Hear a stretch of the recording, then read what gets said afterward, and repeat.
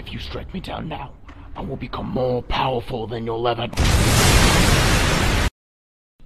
Monkey Dragon. Hey YouTubers, it's me, Monkey Dragon here, bringing you Modern Warfare 3 gameplay, talking about Black Ops 2. And anyways guys, I wanted to talk about the custom class system.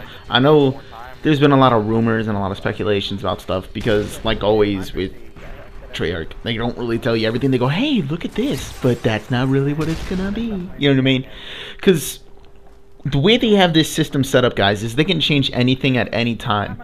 And I want to talk about the custom class, and then I'll get more in depth about other stuff. But really quickly, I want to say, as you guys know, all the perks now are just benefits, not to your character. All the other perks before, like steady aim, sleight of hand, quick draw, stalker, all that stuff were benefits to your guns. And some of you guys are like, man, I need sleight of hand, dude. I gotta reload quickly. And the reason behind them making now all attachments is now, instead of having, oh, dude, steady aim with this gun is way too overpowered, dude. It makes the sights this small. And if they were to change steady aim, it would change it for all the guns. So they weren't really able to change perks that much. The only perk that I know of that they ever really changed was sit rep. That was the only perk that I ever know that they changed. Oh, and dead silence. I think they changed that around a little bit. But anyways, so now what they're going to be able to do is now actually go in and say, oh my god, the ACR with grip or this stock, because as you guys know, there's different kind of stocks you can use. Some of them for less recoil, some of them for stalker, some of them for this, some of them for that. They got all these freaking crazy attachments now. So now, if eventually the YouTube community finds something overpowered where it has no recoil and it's super accurate, and eventually they will, that's what happens. It'll be all over the YouTube. Thanks to YouTube. Anyways, so if eventually they find out, hey dude, using this attachment with this and this makes it overpowered, like there's no recoil, you gotta try this. And now, instead of doing, oh dude, now we're gonna have to downgrade the gun, or we can't do this or this, they can literally go in to that gun, to that specific attachment, combining it with threes, and lower down the accuracy to make it not underpowered, but make it more balanced with everything. So that's why a lot of people have been saying Black Ops 2 is gonna be the most balanced game of all the Call of Duties. And that's why, is because now the way they have the perks and attachments split up between all the different guns and classes is they'll be able to balance everything. They'll be able to go in depth to the problem and fix it. But once again, there is going to be overpoweredness. There always will be, no matter what you do. There always will be overpowered. Eventually, once one gets fixed, they'll find another, and it'll keep happening over and over again until eventually you takes a whole clip to kill a guy. Besides the point. But anyways, so now that I told you about that, I also want to talk about this really quickly.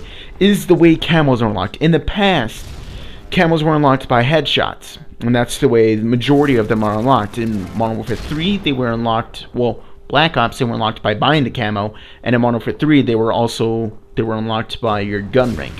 And let me just say really quickly, this is one thing that I've really disliked. I love the camos, but I hate the way you unlock them, in the sense that I find that the camo means absolutely nothing anymore. Because you don't have to be a good player to get gold camo in Modern Warfare 3. You just use a gun a lot. You can die 5,000 million times, be absolutely horrible with the gun, not know what you're doing with it, and still get gold with it. Or you boost with it, which is a normal way. But that's more of a Modern Warfare 2 thing, because all you do is, hey guys, let's go in cage match, or hey guys, let's go team tactical and boost.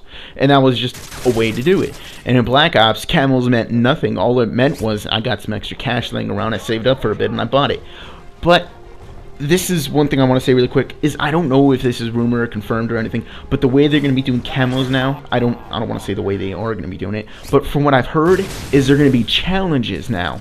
Is they're going to be unlocked by doing different kind of things, like get a 5 kill streak with your weapon, get a couple headshots in a row, get a multi-kill, you know, get like a double kill with your weapon, do this, do that, do this, and then you unlock this camo. So you see what I'm saying? That I like. Although you can still boost for it, but in that way, for the people who don't boost, if you don't go for it or you don't have skill with it, and the reason why I like the kill streak thing is because it actually shows that you have skill with the weapon. The ACR, yeah, I got 10 kill streaks in a row with it, or I got 6 kill streaks in a row in one game. You see what I'm saying? If they do it that way, then yeah, I absolutely love it. Because then owning this camo is, dude, I freaking got this camo, freaking, you know what I mean? I'm good with this weapon. I was able to get the multi-kills. I was able to get the kill streaks with that. I'm not good. I'm good. You see what I'm saying? Although I understand, because a lot of people still always correct me, you can still boost for it. You can boost no matter what. But what I'm saying is for majority of the people that don't boost, Although I don't think there's a lot of people to boost. I think it's just when people do it, it's pretty obvious. You know what I mean? People blow it up a lot more than it really is there. But anyways, besides the point, is if they actually do it this way, I actually like it. I'll actually have pride in my camos instead of saying, "Oh, dude, I'm so close to gold because I just been doing this and this, just leveling it up." You know what I mean? It's a lot more ownership, proud that you actually got it. And I don't know if they're going to do that. I also heard, and the reason why I say this is because I've heard like 4 different stories of how they're unlocking camos. I've heard this way, the way I just told you right now. I've heard that it's going to be headshots. I heard that it's going to be gun rank, and I heard another way that just kills. Because I know a couple YouTubers that I say it's going to be gun rank, but I think I've heard, if I remember right, I remember David Vonderhart tweeting that camos are going to be unlocked by challenges, and he deleted this next tweet that I'll say right now really quickly, and challenges are unlocked by level. So what that makes me think is maybe you have to be a certain level to unlock the challenges in the guns. You see what I'm saying? Like, let's say 25 you unlock the ACR. At 25 or whatever, you automatically unlock, or whatever level you are, you automatically unlock a certain set of challenges to start working on for your reticles and everything, all that crazy stuff. But in order to unlock camos, maybe you have to be a certain level. And by that, if you guys also know, your level increases as you prestige, so maybe you'll have to be higher prestige in order to unlock the challenges in order to get golden camo. You see what I'm saying? So that was one thing, and I re-looked for the tweet that he tweeted, but I couldn't find it anywhere, so I'm pretty sure he made a slip and he deleted it, because I remember that specifically, so I thought, oh cool, maybe I'll have to be 15 prestige, because he tweeted those both really quickly in like the matter of 5 minutes. And then when I went back like the next day to copy and paste it, or to, you know, save the tweet, it was gone. So I figured, oh, maybe he let something slip that he shouldn't have, so he deleted it. But anyways, that also brings me to this. Is it going to be harder to level up your gun, and is it going to be a lot more challenging? Because if you think of this, just think really quick. If these challenges and nothing resets as you prestige, because these are supposed to last you all the way through. So once you get your red dot, you have your red dot. Once you get this, you have this. You see what I'm saying? Is everything going to be a lot harder? Because before, in just normal prestiging, you could probably get like about 5-6 guns to gold, just not focusing only on them, but just using guns, and then you can get other guns to level 20 in about 1 prestige. You know what I mean? It was fairly easy. I'm not saying, oh man, I did it in a day, but you see what I'm saying? It was fairly easy to do it. But now, since these carry over into prestiges, and they're supposed to last you to 10 prestiges, hopefully, does that mean that it's going to be a lot harder to get red dots? Does that mean it's going to be a lot harder to get extended mags? Does that mean that it's going to make it a lot harder? Because if these challenges are easy and you get them done and out the door quickly, then what's going to be the point later on? You see what I'm saying? Is if everything by like 3rd prestige you have all the challenges done because they don't reset, if you have everything for every gun solely because you just picked it up sometimes and started using it, you see what I'm saying? And you just did the challenges since nothing resets, and then by the time you're 4th prestige, you have everything for anything. See what I'm saying? That's why I'm thinking these challenges are going to be a lot harder. Although, don't get me wrong, they're probably going to be still the first couple of challenges like red dot, silencer, and maybe, I want to say extended mags, but a couple other things will be fairly easy to get, but probably like more on the op end, like extended mags and FMJ, and I don't know about grip. Grip would probably be one of the earlier ones to get, just kind of a standard thing, but one of those higher end ones like the X-ray sight and the Hammer scope. I forget how they pronounce it, but the one with tunnel vision, how you can see everyone cross map with that. That I imagine would be at the ass end of the, well, part of my language there, but you know what I mean, at the very end of unlocking everything. So I imagine that might take a while. So what I'm saying is, guys, would it take like a couple prestiges to get a gun ranked up max? You see what I'm saying? Not just solely using it, but using a majority of the time. This is another thing that I've been thinking about, is how are you going to unlock these guns and the challenges for them, and are some of the attachments also going to be level locked so that you have to go to 10th in order to get the X-ray scope or red dots, whatever it is. You know what I'm talking about, the X-ray sight. So are some of these going to be unlocked later on in prestiges, or is all the challenges going to be unlocked for the attachments at one time? But is it going to be a progressive? These are things that I've really thought about, and I hope they thought about it, because I don't want it to be by like 3rd prestige you have everything unlocked. You see what I'm saying? Because at that point it kind of defeats the purpose. You know what I mean? Then the whole prestiging thing is kind of, oh man, wow, they really didn't think this through. That's why I'm really hoping that they actually did think this through. Not so much that they made it harder, but they've made it longer to get it. You see what I'm saying? Not that it's, oh, it takes 20 bajillion kills to get this, but maybe they thought of, okay, if we do this with this, it'll take longer, but it's not exactly difficult. Just use the gun. And I also want to talk really quickly about perks and equipment really quick about this. Is once again, they're saying everything is unlocked by leveling. And this is the first time they've ever done this, is by prestiging you increase your levels. So does this also mean that some perks are going to be locked when you're max prestige or later on? Does this mean that some equipment is going to be unlocked at later prestiges? I wouldn't imagine that kill streaks would be. I would imagine you get those all right off the bat. Obviously not, you know, hey, look at all these. But it's going to be, I should describe it. The way I've heard you unlocked everything is by getting tokens every so often in your levels. You get one token, okay? Say you unlocked 5 weapons, but you get one token. You're gonna have to choose between the 5 weapons. Boom, I put that token on this weapon. And you have to choose it for your kill streaks, for your secondaries, and for your perks. Kind of like a mixed bag of Modern Warfare 2 and Black Ops. Like Black Ops, you had to buy your weapons, you had to buy your perks, you had to buy your kill streaks. And in Modern Warfare 3, you didn't have to buy them, but you got your tokens not every single level, but ever so often to unlock them. But now it's going to be like that with the whole custom class. So it's not going to be like you have everything out in front of you like they originally said and everyone blew up. Oh my god, look, everything's in front of you now. You don't got to level up or nothing. What's going to be there? It's probably out. I figured it wouldn't be like that.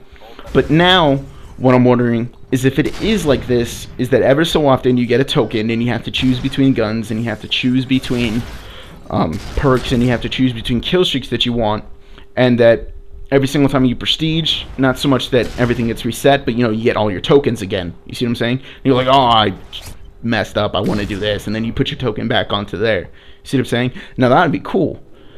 I would like that choice over just buying it. And one thing that I've said a lot is I hate the fact that everyone kind of follows a one unified class. Because like I've told you guys, is I find it hilarious is after the first couple days that I've played in brand new game like Modern Warfare 3, I don't even care about YouTube videos when I first play. I get rush home, boom, throw in the game, boom, I skip by the whole next week of school because it's usually on a Tuesday, so I just take Tuesday, Wednesday, Thursday, and then usually the following 2 weeks is like my Christmas break for Thanksgiving break or something like that. So I usually get like a good 3 weeks play. But usually during the weekend, when I'm lost the so-called hype of it, like the first, oh my god, it's amazing, but I'm still excited for the game, but I'm not crazily in tune to where I'm pretty much got a bucket here that I live in, if you know what I'm talking about, and just that thought.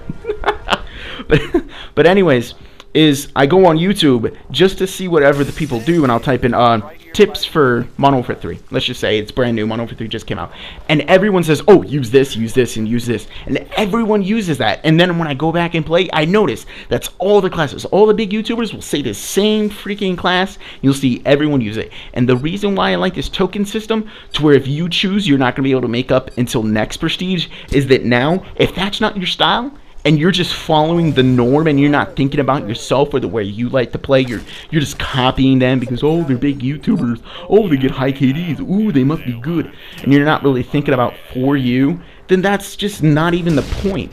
This is a game that you're supposed to play by yourself, and I really try and encourage people to not follow what kind of follow my guidelines, like what I say about like my search and destroy rules. Those are really things you should follow. But for classes, tweak it to what fits you, but play smart.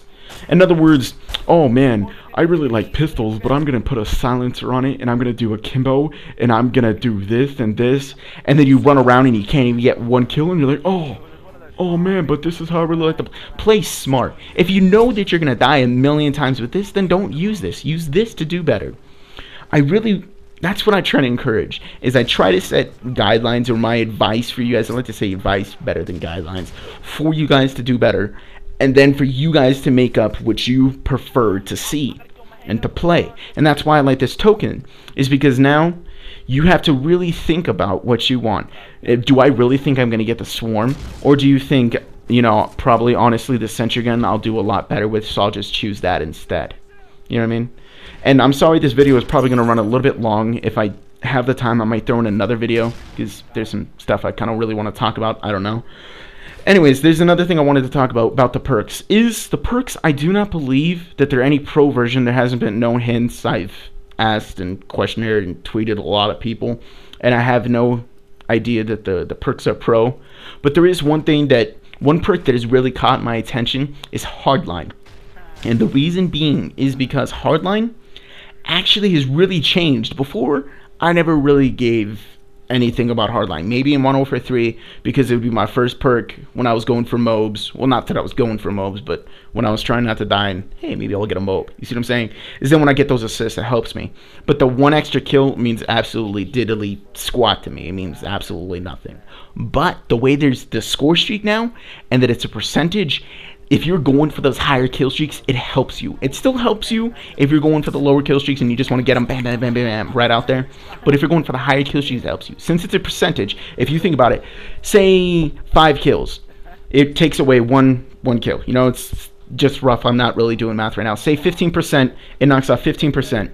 Instead of being 100 points, and it's a percentage, and it takes off 1 point at 5 kills, when it comes up to 15 points, it's going to take off 3 points. You see what I'm saying? So it's actually going to help you for the later down the roads, harder end kill streaks. And that's really big. And depending on what they put the percentage at, and of course they'll still be tweaking it, and they'll still be tweaking the score streak, so nothing is still set in stone, and I'll keep on saying that, is now, since it's a percentage, if you're going for those higher end kill streaks, it'll actually help you out, instead of just that one. Because Hardline was more for the, not sucky people, but for the people who are just going for like UAV, care package, and Predator missile, just to spam them out there and get them boom, boom, boom, boom, boom out there. That was great, because then it was just 1-1-1, and then a relapse, 1-1-1, relapse, 1-1, oh, sorry for hitting my mic, 1-1-1, relapse. But now, if you're going for those high-end kill streaks, it actually helps you, and I absolutely love that. And I think we've reached the end of the video. I can't really think, I'm sorry for this video kind of running long. There was a lot I wanted to talk about. But anyways, guys, like the video if you liked it, subscribe to me if you want to see more of my videos.